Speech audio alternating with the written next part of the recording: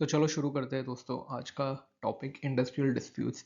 Industrial disputes यानी कि जब एम्प्लॉयर और एम्प्लॉय के बीच में किसी भी चीज़ को लेकर झगड़ा हो जाए तो उसे इंडस्ट्रियल डिस्प्यूट कहते हैं। और industrial disputes existing terms and conditions को लेकर होता है, और ये जो एक सिम्टम होता है इंडस्ट्रियल अनरेस्ट का।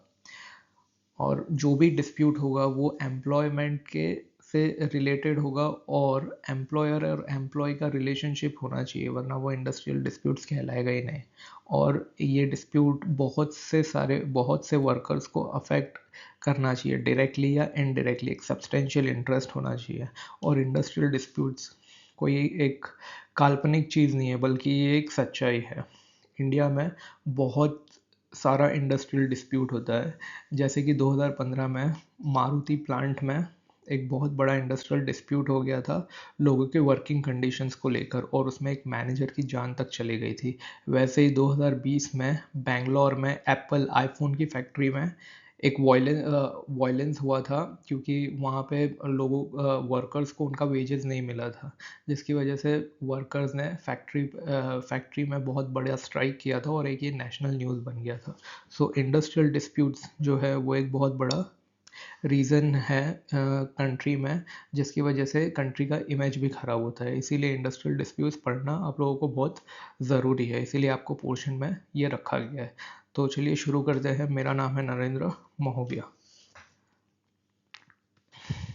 तो इंडस्ट्रियल डिस्प्यूट, जैसा कि मैंने आपको बताया, industrial dispute is a conflict between employer employees में, और या तो वर्कर्स के बीच में होता है। और ये मोस्ट ऑफ हमेशा एम्प्लॉयमेंट के टर्म्स एंड कंडीशंस को लेकर होता है, वर्किंग कंडीशंस को लेकर होता है, वेजेस को लेकर होता है, या और ये इंडस्ट्रियल हार्मोनी को ख़त्म करता है। तो 3W हमेशा याद रखना। एक वेजेस, दूसरा वर्किंग कंडीशन, तीसरा वर्किंग आवर्स। ये 3W मेन रीज़न होते हैं इंडस्ट्रियल डिस्प्यूट्स के। ये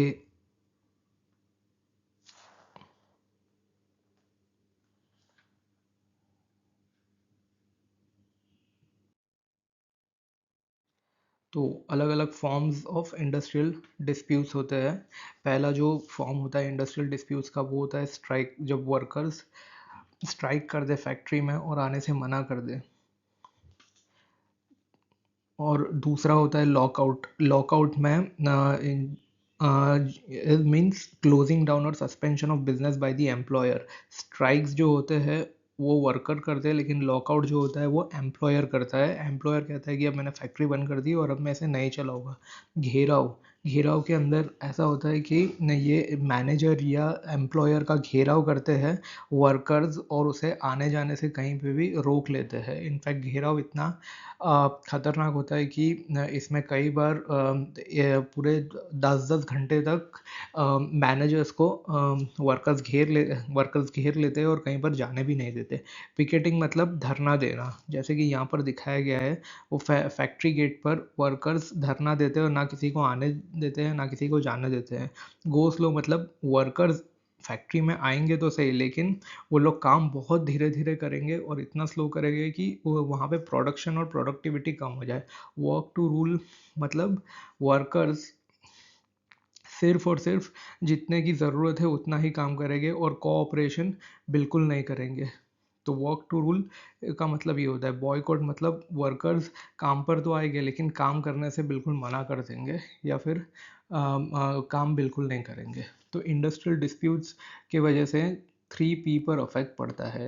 एक पहला प्रोडक्शन, दूसरा प्रोडक्टिविटी, और अल्टीमेटली प्रॉफिटेबिलिटी। तो ये 3P भी आपको याद रखना है। कभी भी ये एग्ज़ाम में आए तो आपको इंडस्ट्रियल डिस्प्यूट्स में ये 3 वर्ड्स हमेशा यूज़ करना है। चलते हैं नेक्स्ट स्लाइड पर। Reason for fall in industrial disputes. India में देखो 1980 से जो है एक लिबरलाइजेशन का दौर हुआ, जिसकी वजह से काफ़ी कंपनीज प्राइवेटाइज होने लगी। तो इंडस्ट्रियल डिस्प्यूट्स प्राइवेट कंपनी में कम होने लगे, बिकॉज वहाँ पे wages, working condition, working hours काफ़ी रेगुलेटेड थे, और जिसकी वजह से कभी वर्कर्स को बहुत कम तकलीफें आने लगी। इसलिए यही एक मेन रीज़न था जिसकी वजह से इंडस्ट्रियल डिस्प्यूट्स कम होने लगा। तो लिबरलाइजेशन, प्राइवेटाइजेशन, ग्लोबलाइजेशन जो 1990 में हुआ, तब से इंडस्ट्रियल डिस्प्यूट्स बहुत कम हो गया, बिकॉज वर्कर्स प्राइवेट कंपनीज की तरफ जाने लगे। वहाँ पे इंडस्ट्रियल पॉलिसीज बेटर होने लगी। फॉर एग्जांपल टीसीएस, इन्फोसिस जैसी कंपनीज वर्कर्स को काफ़ी अच्छी फैसिलिटीज़ देने लगी, तो इंडस्ट्रियल डिस्प्यूट्स कम होने लगा। वैसे ही बहुत सारी ग्लोबल बेस्ट प्रैक्टिसेस का इंडस्ट्रीज़ पालन करने लगी, तो इंडस्ट्रियल डिस्प्यूट्स काफ़ी कम होने लगी। आईटी और सर्विस सेक्टर जैसे बैंकिंग सेक्टर्स में काफ़ी मल्टीनेशनल कंपनीज आने लगी जिन्होंने अपने वर्कर्स का काफ़ी ध्यान रखा है, इसीलिए डिस्प्यूट्स बहुत कम होने लगे। ट्रेड यूनियन का भी इन्फ्लुएंस धीरे धीरे कम होने लगा, क्योंकि वर्कर्स के काफ़ी प्रॉब्लम्स इंडस्ट्री खुद ही सुलझा देते थे। और कॉन्ट्रैक्चुअल एम्प्लॉयमेंट, अब लॉन्ग टर्म एम्प्लॉयमेंट में किसी का भी भरोसा नहीं रहा, इसीलिए लोग अब कॉन्ट्रैक्चुअल एम्प्लॉयमेंट करने लगे, यानी कि वर्कर्स को अब कॉन्ट्रैक्ट पे, जैसे 1 साल 2 साल के कॉन्ट्रैक्ट पर इंडस्ट्रीज लेने लगी, जिस वजह से उनकी सैलरीज भी बढ़ गई और उन लोगों को किसी भी हर टाइप की फैसिलिटीज़ दी गई। और तीसरा सबसे इम्पोर्टेंट रीज़न, एक डिस्प्यूट रेजोल्यूशन मैकेनिज्म खोला गया, ताकि वर्कर्स को कोई भी इशू हो तो वो डायरेक्टली जाकर मैनेजमेंट से बात कर सकते हैं, सजेशन दे सकते हैं। इस वजह से इंडस्ट्रियल डिस्प्यूट धीरे धीरे कम होने लगा। इसके बाद causes of industrial disputes. What are the main causes of industrial disputes? देखिए, जो मेन कॉज है वो 3W ही रहता है हमेशा इंडस्ट्रियल डिस्प्यूट्स में। या तो वेजेस का प्रॉब्लम होगा, या वर्किंग आवर्स का प्रॉब्लम होगा, या वर्किंग कंडीशंस का लेकर प्रॉब्लम होगा। तो हमेशा ये 3W को हमेशा दिमाग में रखना। वेजेस, दूसरा आपके वर्किंग कंडीशंस, और आपके वर्किंग आवर्स को लेकर। इसके बाद में कि कोई लेबर प्रैक्टिसेस है, जैसे कि वहाँ पर वॉश बेसिन नहीं, लैट्रिन नहीं है महिलाओं के लिए, तो ये एक बहुत बड़ा डिस्प्यूट्स का कारण हो सकता है। या फिर कोई भी कम्युनिकेशन चैनल नहीं है लेबर और मैनेजमेंट के बीच में, इस वजह से भी काफ़ी प्रॉब्लम्स होती है। या फिर पॉलिटिकल इंटरफेरेंस काफ़ी रहता है, कि बाहर का कोई नेता आकर यूनियन के लेबर्स के बीच में उन लोगों के साथ इशू क्रिएट करता है, और वो पॉलिटिकल पार्टीज का एजेंडा प्रायोरिटी को प्रायोरिटी देता है। जॉब इनसिक्योरिटी भी बहुत बड़ा रीज़न रहता है। अगर किसी किसी भी वर्कर को बिना कोई रीज़न के काम से निकाल दिया जाए, तो काफ़ी वर्कर्स काफ़ी नाराज़ हो जाते हैं, और ग्रीवियंस रिड्रेसल मैकेनिज्म नहीं होता, जिसकी वजह से वर्कर्स अपनी बात मैनेजमेंट तक नहीं पहुंचा पाते। इसीलिए इन सब रीज़नों की वजह से इंडस्ट्रियल डिस्प्यूट्स होता है।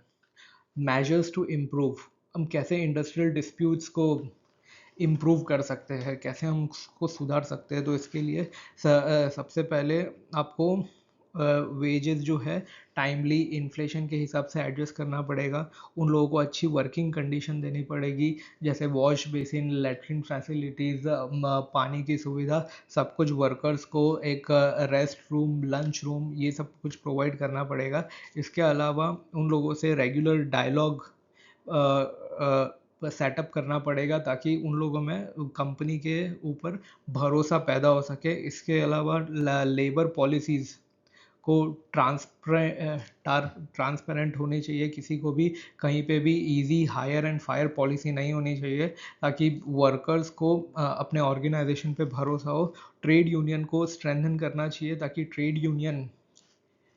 ट्रेड यूनियन अपने वर्कर्स की बात मैनेजमेंट तक पहुंचा सके। इसके अलावा ग्रीवेंस रिड्रेसल मैकेनिज्म होना चाहिए, ताकि वर्कर डायरेक्टली मैनेजमेंट को अपनी तकलीफ बता सके। और कलेक्टिव बार्गेनिंग के कोई भी बड़ा इशू हो तो ट्रेड यूनियन और मैनेजमेंट को मिलकर काम करना चाहिए। तो ये होते हैं किसी भी ऑर्गेनाइजेशन में इंडस्ट्रियल डिस्प्यूट्स ना हो उसके लिए ये मेजर्स होते हैं। अल्टीमेटली कंक्लूजन, इंडस्ट्रियल डिस्प्यूट एक बहुत बड़ा चैलेंज है इंडस्ट्रियल पीस के लिए, प्रोडक्टिविटी के लिए। इसीलिए हम लोगों को चाहिए कि हम एक बहुत अच्छी पॉलिसीज़ बनाएं, ट्रांसपेरेंट पॉलिसीज़ बनाएं जिसमें वर्कर्स का सुझाव शामिल हो। उसके अलावा कम्युनिकेशन चैनल्स ओपन किए जाए वर्कर्स और मैनेजमेंट के बीच में, ताकि वो अपनी तकलीफ मैनेजमेंट को बता सकें। तीसरा, वर्कर फ्रेंडली प्रैक्टिसेस होनी चाहिए। वर्कर फ्रेंडली प्रैक्टिसेस यानी कि एक सजेशन बॉक्स, जैसे कि सजेशन बॉक्स सेटअप करना चाहिए जहाँ पर वर्कर कोई भी सजेशन दे सकता है और उस सजेशन पे काम किया जाना चाहिए। और अगर कोई किसी का सजेशन अच्छा लगता, किसी भी वर्कर का सजेशन मैनेजमेंट को अच्छा लगता है तो उसे अवार्ड या रिकॉग्निशन भी देना चाहिए, जिससे वर्कर्स को भरोसा होता है अपने ऑर्गेनाइजेशन पे। और इस तरह एक बहुत ही हारमोनियस रिलेशन, एक बहुत ही अच्छा रिलेशनशिप बिल्ड किया जा सकता है एम्प्लॉयर और एम्प्लॉय के बीच में। Thank you, this is Narendra Mahobia. अगर आपको ये लेक्चर अच्छा लगा तो please like, share and subscribe. Thank you very much.